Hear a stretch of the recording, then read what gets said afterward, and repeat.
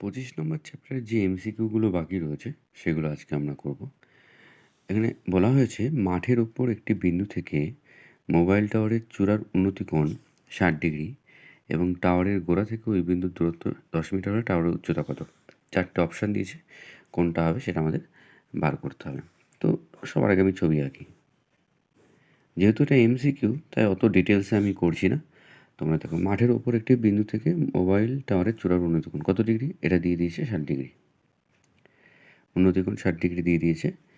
টাওয়ারের গোড়া থেকে, টাওয়ারের গোড়া মানে এই বিন্দুটা, এই বিন্দু থেকে এই বিন্দুটা দূরত্ব দিয়েছে 10 মিটার।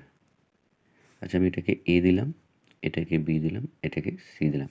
আমি আর যেহেতু এটা এমসিকিউ তাই অত ডিটেলসে এগোচ্ছি না। তো তোমরাও এটাকে এমসিকিউগুলোকে এইভাবেই করার চেষ্টা করো।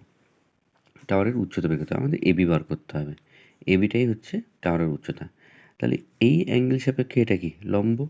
তাহলে এবি হচ্ছে লম্ব, আর বিসিটা কি? ভূমি। তাহলে বিসি লিখে দিলাম ভূমি। তাহলে লম্ব বাই ভূমি ইজ ইকুয়াল টু কি? ট্যান। ট্যান কত ডিগ্রি? 60 ডিগ্রি। বা দিলাম। তাহলে এ বি বাই বিসির মান কত? 10। আর ট্যান 60 মান কত? √3। তাহলে বা A B is equal to কত?